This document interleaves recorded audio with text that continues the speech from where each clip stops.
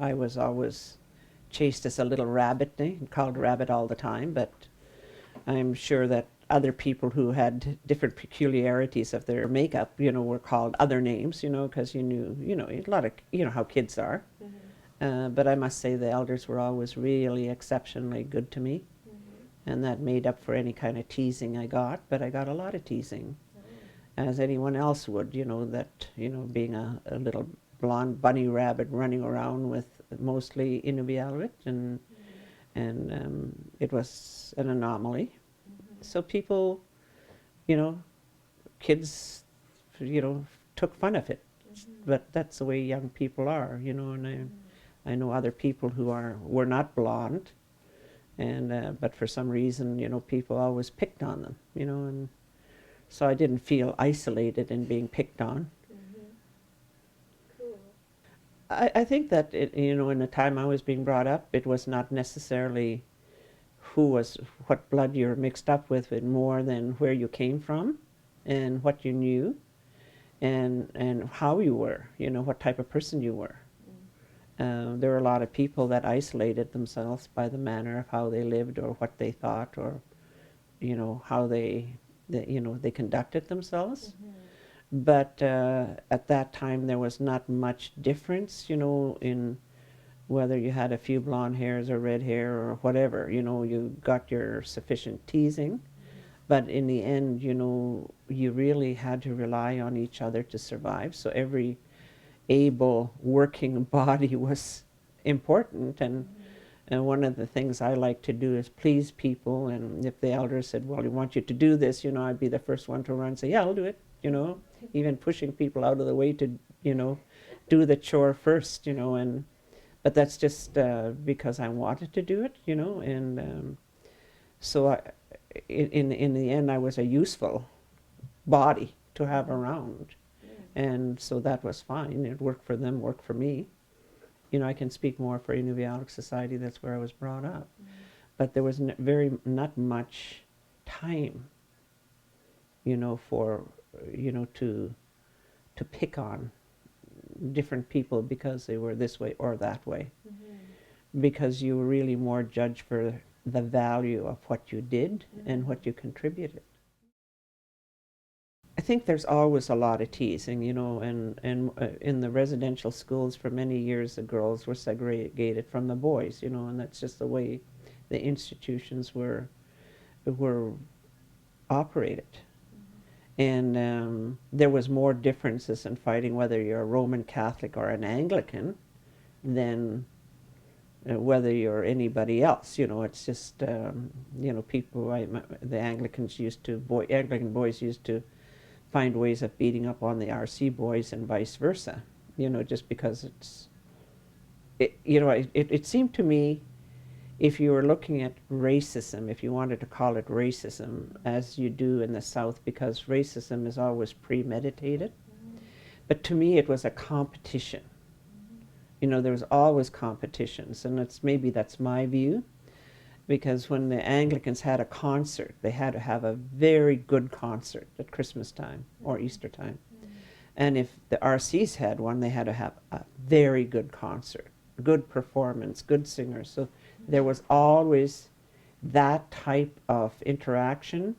Or if you were a certain family and the woman in the family really looked after the family well, and the clothing on the children, even if they're poor, was well made, and the husband was well looked after, and she was a very proficient woman, that was a valuable person. And they may put down somebody else who was not living up to the standards. So it was more a competition to strive to be more excellent. In relationship between the Aboriginal groups, particularly between the Inuvialuit and Gwich'in, they're relatively the same. There's a great deal of respect back and forth in the population as a whole, and in the fact there is intermarriage. Politically, I think there's a high degree of competition, that sometimes makes one group appear to be ahead of the other, and another group to feel lesser.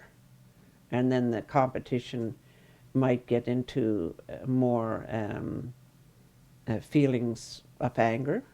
But at the same time, you have to look at it that if there isn't a competition, if there isn't someone to compete with, then it would be a pretty dull life, whether it's institutional or anywhere else.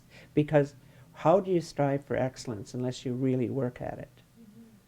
And you can have a negative issue around racism, if you want to call it that. You can call it competition, have a positive nature about it and say, okay, let's see how we can champion each other and come out with our goal of being excellent. In terms of the region here, like in any areas where you have dual participation, there's overlap agreements. It's a situation no one should be excluded from participation. And what it takes is that there is a preference in terms of the Inuvialuit claim to the Inuvialuit moving ahead, but it's not totally exclusive. And from what I gather from the Gwich'in claim, it's not totally exclusive either. Politically, the reason why you have two claims in a particular area is, I guess it's the same as you have a claim in the Gwich'in and the Satu and the Decho and the South Slavey and Klitschko. It's the same thing. It's different regional claims. But ours, the Inuvialuit claim, was based a lot on economics. There's a lot of other provisions in there for wildlife and other things, but it was always seen if economically people can survive, like that. The white fox trappers on Banks Island years ago, they were considered just the best because they were able to trap, and they trapped hard, and they were able to own schooners because they got the dollars from their trapping. And if you were a good muskrat harvester, you were economically better off, because you were able to get more for your family. So economics, whether it's traditional or modern, is very important because the financial well-being of the family makes a healthy family. And so a lot of our claim really relies on that, and the provisions in the claim creates the measures that would push the Inuvialuit to take part in business, try to get a better education and participate, and really try to strive, to accumulate some wealth for their own well-being. And I think, I believe that, we've achieved this to a certain degree, and we're very proud of our Inuvialuit businesses, because if you look anywhere else, there's not as many individual businessmen who are successful on their own, okay?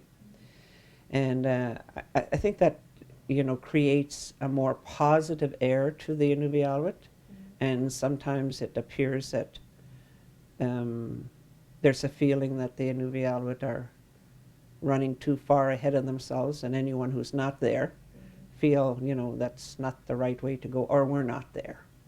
But we can't help that.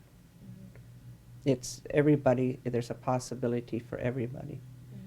And I guess in the past, we had so many people who were successful as well, who were non-Inuvialuit, who were in business. You'd say Fred Carmichael, who was a bush pilot and survived on his own. He worked very hard and survived on his own. And a lot of his business was with the Inuvialuit, so no one ever thought he was not Inuvialuit. It's just he was Fred, and admired, In the Canadian legislation, you can only belong to one Canadian claim. And being one or the other shouldn't make you any different. You're still the same person. But I suppose politically, there's always a competition politically. But that's always going to be wherever you go. We're not any different than anywhere else. We have our differences, and we want to excel, and so do the other groups want to excel, and sometimes we get in the way of each other, and that's only normal. And but you have to, particularly as a leadership, you have to try to minimize the effect on your general beneficiary, the people you're responsible for. There's always going to be these things happening, but you have to be careful and protect the people who are your general beneficiaries. I've always been Inuvialuit, that's what I am, and I grew up here. I haven't lived anywhere else, to make me closer. I think a lot of it has to do with where you live and where your connections are and where your roots are, more than anything else. And that's what, no matter who it is, so say if you were a Inuvialuit or a Gwich'in, I imagine the decision would be where you spend most of your time. If it's on Shingle Point or on the coast, you'd be an Inuvialuit. And if it was inland and towards the Yukon or whatever it is, you'd be Gwich'in. So it's just, I think a lot of it has to do with where your land base is. I think that's really, if you want to look at your land base, that's where, you would identify with. What about young people who want to say they're both Inuvialuit and Gwich'in and they want to celebrate both? Like, I am both. Well, go for it. That's great. maybe they have four. Or, I know a lot of people who have some in blood. They have Slavey blood, and they have Gwich'in blood. They have Inuvialuit blood, and then they have some other, blood mixture. If people want to, they should feel proud of everything that makes them the person they are. I mean, it shouldn't be so distinctive, you're this or this or this. In the end, it's who you are as an individual. You want to celebrate everything? That's great. So much the better. Actually, I came to work here when I was a teenager, and the town was just opening up and hadn't really been established, but they were just on a construction mode, so I worked in a small store and I did some cooking. So that's, and that would be about 1957 in the summertime. What was it like then? Well, it's very busy, a lot of excitement, but very busy because people were working and being involved with a lot of things, and there was a lot of different groups of people around. They're the planners from the south and the local people and people coming from other parts of the country because it was supposed to be a model town. So there were a lot of people that were in from Russia, Norilsk mainly, and people that came in from Alaska. So there were a lot of different people wondering what this model town was going to be like. And intermixed with people who were here, and who might be making their home here. The supposition that they'd moved the town or moved the location or selected another location because, that Aklavik was sinking. Well, we knew that a lot of people will never leave Aklavik, and it wasn't really necessarily sinking that bad. And most of us knew that, because of the time that Inuvik was being planned was really in the sort of the Cold War era, and government was really looking for a place where they could build a very large airstrip, and that was really the main plan, or in looking at different sites to find a place where they could have the gravel resources and the foundation to put a large airport. It's a government center. I mean, we all know that it's a government center.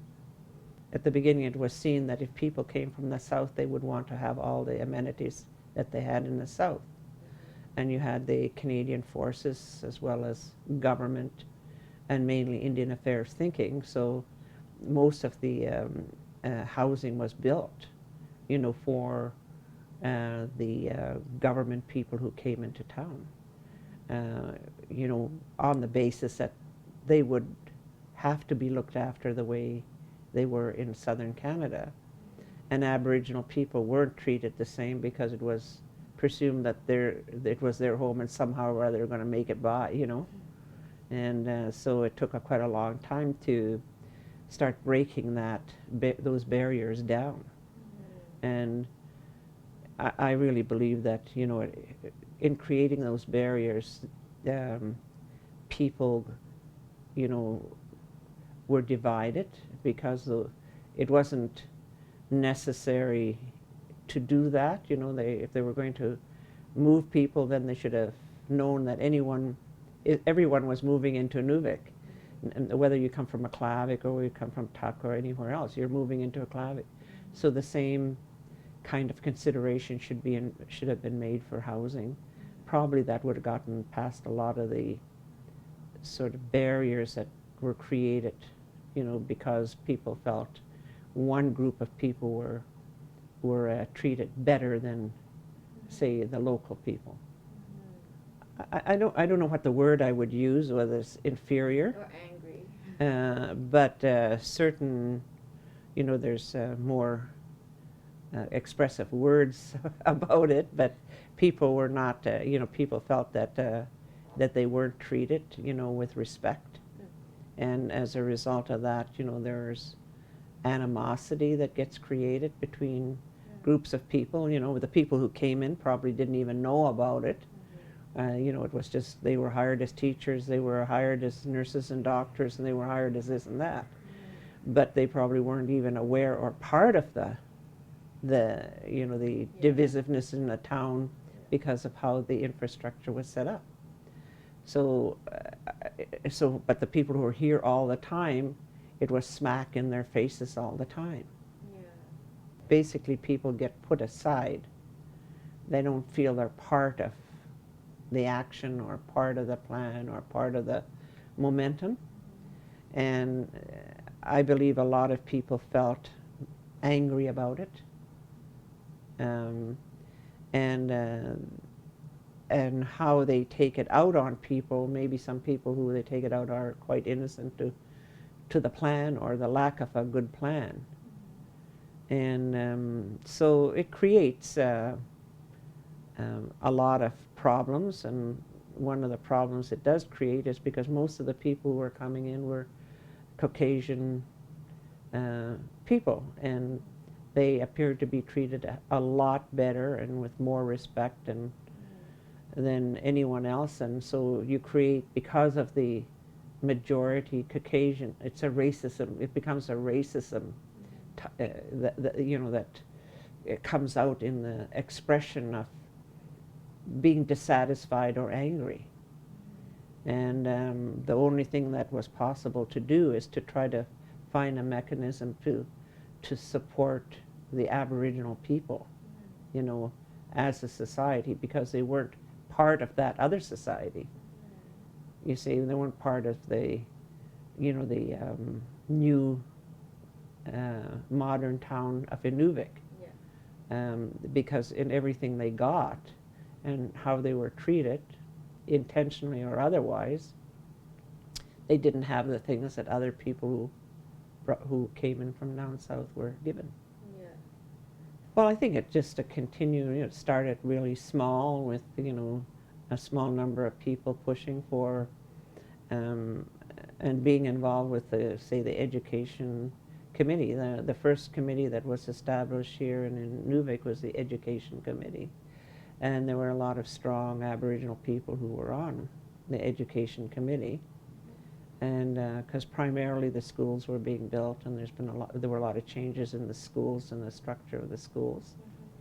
So they were involved at that level. People were involved at that level, but it was really just as an added feature of the bureaucratic system of running an educational system.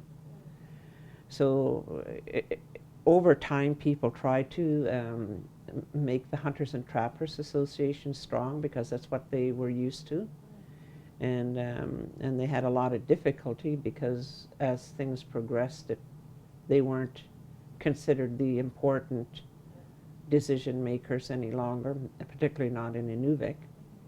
So a lot of the institutions that people were participating with, it just didn't seem to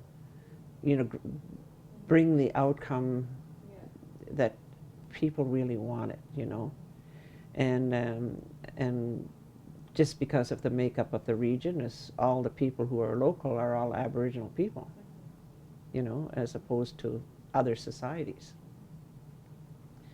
So I think that then when the Native movement started to move and get more pronounced, then people said, well, that's the way we have to do it. We're advised, as Aboriginal people, you are not going to get anywhere in society unless you associate yourself and incorporate yourself as a living comparative association that other people can understand, non-Aboriginal people can understand, governments can understand, because that's the way you do the politics of moving ahead or getting things done that you feel are important.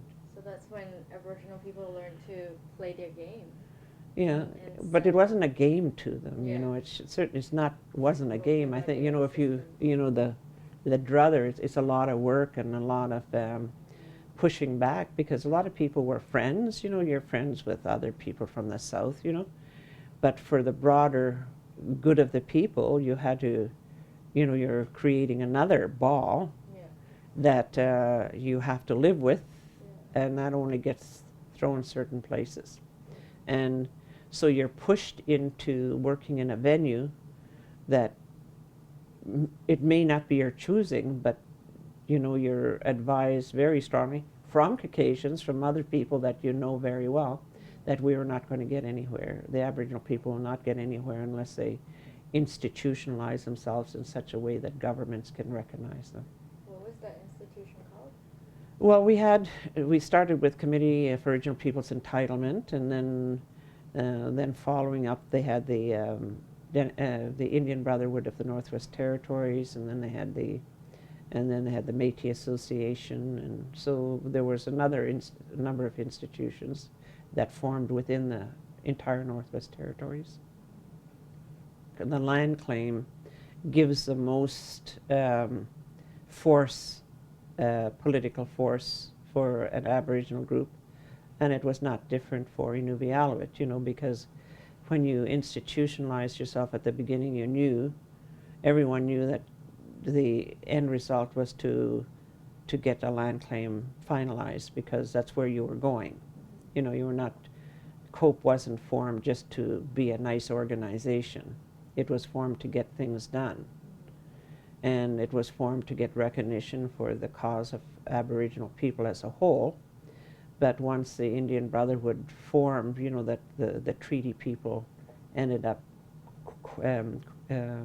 putting themselves in a treaty organization, so any representation that we had with them was no longer necessary, because the treaty was very important to them. Inuvik is a regional center, okay? And it's always a challenge and a political will of the elected politicians to make sure that communities are really supported so they're healthy, okay? And they're operating effectively. And regional centers should be set up for the support services that they would supply, And obviously, the problem that we have here in this northern end of the Northwest Territories, we're far away from, the umbilical cord of government in Yellowknife, and it's very difficult to get the message across. You have to get the message to the communities, and the communities have to feed in. But to try to get the message across to, say, a big institutionalized community such as Yellowknife, which is a majority of the population in one space, you're always struggling and fighting to maintain the services in this region, because there's not enough money, and when division came about, the division of Northwest Territories, the plan was to reconstitute how you do business in the NWT, to rationalize what happens at community, at the region, and what is really the territorial responsibility as a whole. Never did happen.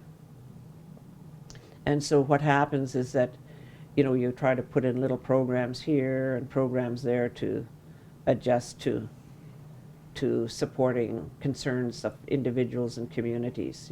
And, and as a result, you never really go to the core of government and say, what do we really need and where do we need it? And it hasn't been done yet. And as a result of that, there's always a struggle at communities saying that we have to have more support, more financial support for the community. It's always a struggle for the regions outside of Yellowknife to say, well, look, you know, you're here for us, but we don't really see that expressed in financial support services to our region or our community. So it's always going to be a struggle until someone decides to pull the big plug and say, let's take a real look at this. It was built for a government center, and certainly in my involvement with government, I wanted to operate to the best of its ability and provide the services that they were mandated to provide. And it makes everybody's job a lot easier if everyone, you know, carry out their function in an efficient way, and that's really what the job of the Premier was supposed to be and is supposed to be. To say that people change, people are always going to change. Cultures, you know, the culture changes as you move along. And there are a lot of people here that are still very traditional, but they work and they participate. But you know, what has to be recognized that, you know, particularly among the Inuvialuit society, you know, they've been involved with the whaling days that were in the early 1900s. And then, you know, there were a lot of changes in their life over a short period of time. The religious factors, the Dew Line situation where there was a lot of activity, and then the building of the town of Inuvik. So over a period of time, there were always, every 10 years there was something that caused changes or people to adjust or adapt to trying to get the most out of the new opportunities more than anything else. To presume that a society doesn't have ups and downs and that you don't deal with it, it's to not be quite truthful with yourself. But I think the big problem is that is to create a stability in a community, no matter what community is. How can you have a stability, at least a core of, you know, a core value in a community? Certainly, you know, Inuvik was built. It was, you know, for a long period of time, over a period of time, it kept being built. And then we had the oil and gas boom, and then that sort of subsided. And then we're sort of looking at more activity now. So Inuvik has never been able to say this is the kind of community we are, because we're always anticipating some economic base that you could rely on over a longer period of time. You know, when you have government officials or dignitaries visiting, they bring a certain amount of media publicity. And it's good for the communities because in that publicity, the visitors do get an idea of what the communities are like, and they do promote it just by their presence, because people like to follow dignitaries along. If you're a queen, well, they want to follow the queen along. If they, you know, if it's a governor general, they want to follow the queen. So the important part of it, they're, you know, particular Canadian dignitaries, you know, they bring certain things back to their own thinking, and that's important. Otherwise, you know, it's just somebody far away out there in the boonies, you know. Yeah. So it's you don't expect the world to change because they're coming, but then to me it's also good for the community, because, you know, seeing everything on TV and seeing a live person, that's entirely different, you know. It's like seeing George Jones in person, you know, very exciting, you know. You know, one of the things that we talked about, what was the infrastructure that was built in Inuvik. when Inuvik was built. A lot of the infrastructure really was formed around government and institutions that government was familiar with, okay, and churches. But in terms of getting infrastructure for community, as a community, a traditional community, there was not a lot of infrastructure. Most of the places where you could have community events were halfway condemned buildings, you know, and they were in the west end of town too, because they were, you know, and honey buckets, you know, for a community activity is pretty difficult to handle, you know, because it always created a problem, you know. So it was, so those, the infrastructure was not created for a community, the traditional community. The ones that live here. Yeah, the ones that were from, I said who was here, I guess, because it was not a town before, you know, but, so we had a good, certainly the first big infrastructure was put up was with the Ingema Hall, which was a traditional, you know, to really house traditional activities. And a lot of people, you know, had worked out of condemned buildings or next to condemned buildings for many, many years, so it was a fairly big move to have your own community hall that, you know, had the facilities and was able to create a really good atmosphere. And that was one. The first arena that was built, you know, had a lot of community support and involvement, but that was up on the hill, but was replaced by the arena at the present arena.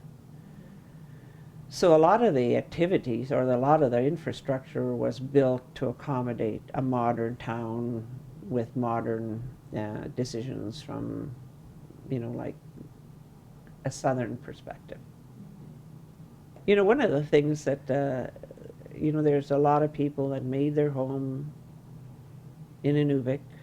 There's a lot of people that reestablished themselves here.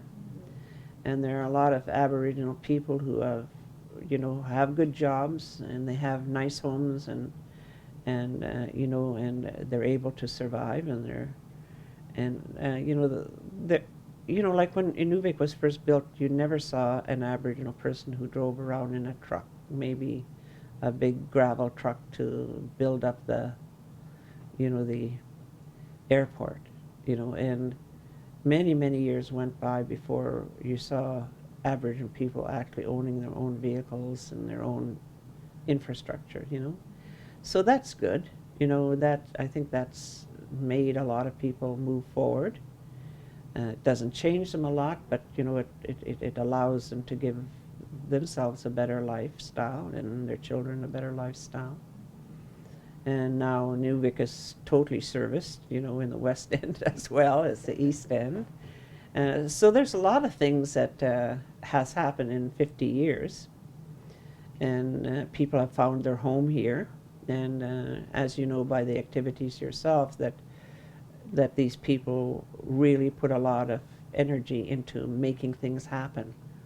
And so it is their home and they make it happen here. And so you may have traditional people from Aklavik or Tuk or Sax or any of the communities around, or even from outside, you know, and they're all here, you know, trying to make the community better, a better place to live, a more fun place to live.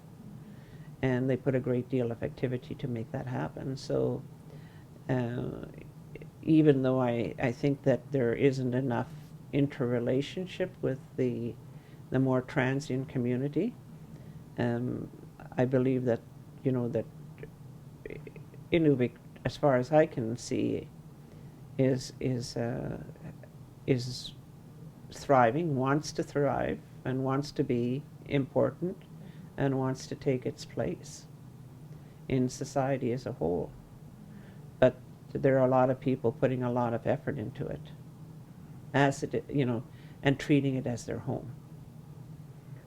Like I said, there's always ups and downs in societies, and we've had our ups and downs in the traditional and cultural retention. And over periods of time, we've been able to say, well, okay, we're not going to let that happen anymore. And it's just like how people take things in hand.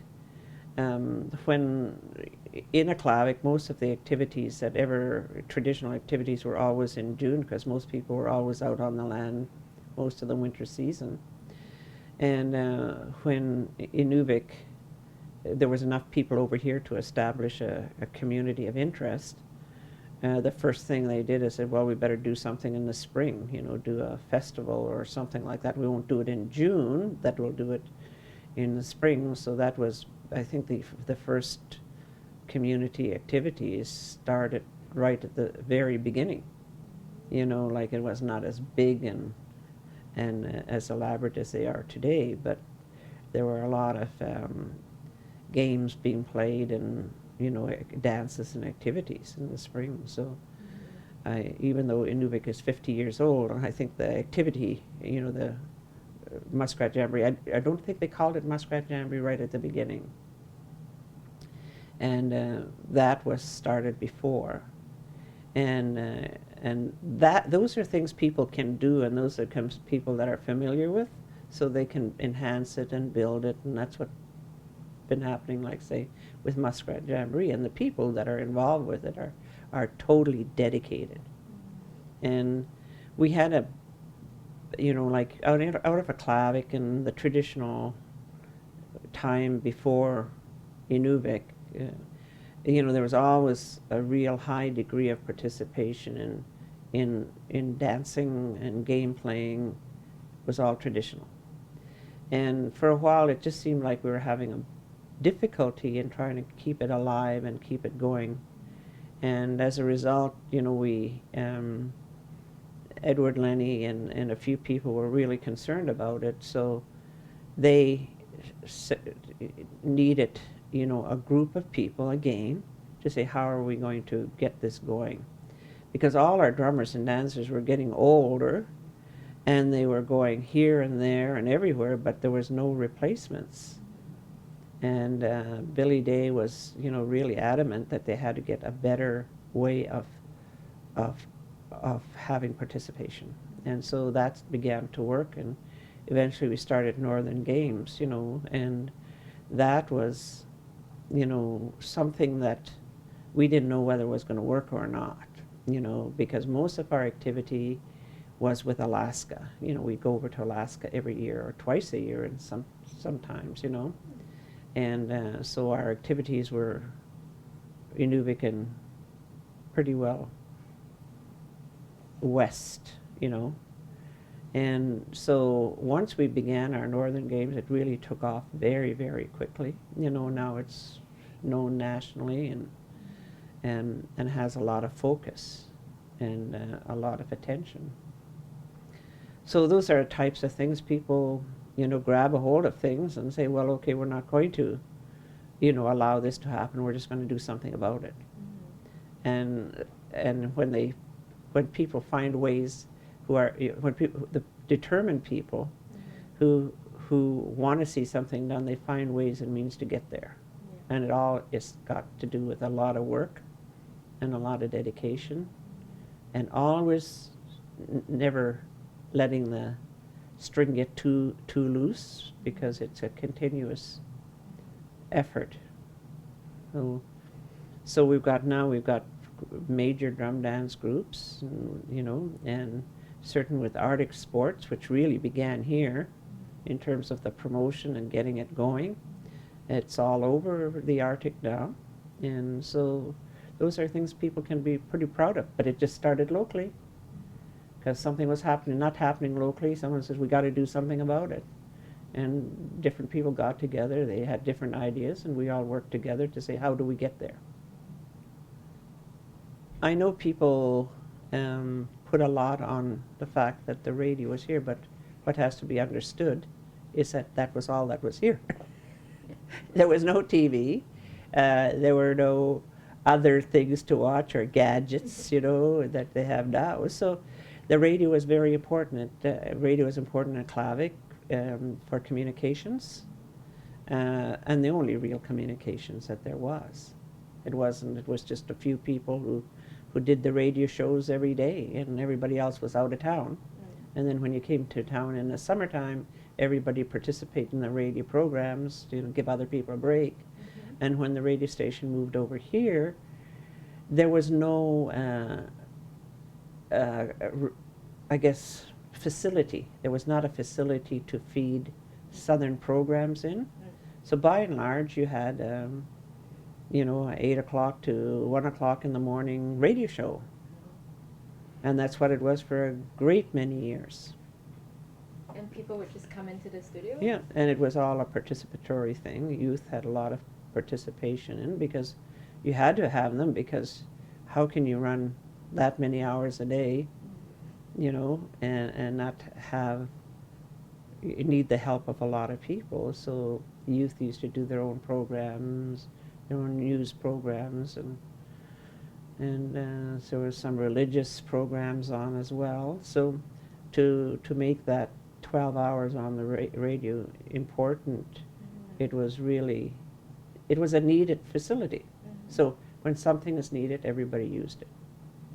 Mm. And it was really, a lot of people got to come in and just be a disc jockey, or just pretend they knew a story, or you know, people coming in, anybody could talk about what they were doing. You know, it was not, how can we sell a story to make sure that we'll get promoted to CBC in Yellowknife or Toronto or Ottawa.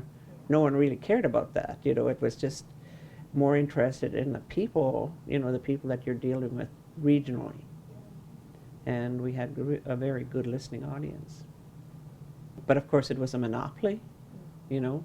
So other than getting North Pole Alaska radio station from time to time, you know, we were really the only game in town. So we had to do the best we could, and for many, many years people felt it was their radio station. It wasn't someone else's radio station, it was their radio station. So when you get that kind of feeling about, you know, a program initiative that you wanted to do, they were always right there. Most of the programming, you know, up to 1974, you know, it was really not, we didn't have any news people here. You know, like everybody, all the announcer, operator category people were asked to try to do some news broadcasts. So they all, you know, tried it, you know, put some programs together or ran a news broadcast. But most of the time, on a basis of maybe once every 2 months, we had everyone up from CBC Toronto or CBC Edmonton. So they'd come up and they'd just blitz a place. Then they'd go away for a couple of months, and then they'd come up and blitz again. And then depending on what was happening, you know, and if there was lots of things happening, like when the Manhattan was up off Banks Island, that area, everybody was up here. It's almost like the Amundsen now, but you noticed all these people coming through because the town was more noticeable. Now there's a lot of people going on the Amundsen, but you don't see them, you know. But in the days of the CBC and the period of time, anybody who came up, you'd just go to the airport, pick them up and say, what are you doing? You want to tell people over the radio what you're doing. And they were all really good about it. So whether we were doing studies on lemmings, or whether they were heading out to the Manhattan, or whether they were coming in to pick up twigs to see, you know, what the twig was, you know. So they'd all just get in there, and anybody would interview them. So if there was a youth there, and say, well, here's a person, this is what he's doing, now you interview that person. So it was not to put anybody in a spot, it's just to get the general information and flavor of what's going on. So the research, you know, say the research lab, there was very few people that went through the research lab that didn't just run over to the radio station because they thought, well, they better do that, it was the right thing to do.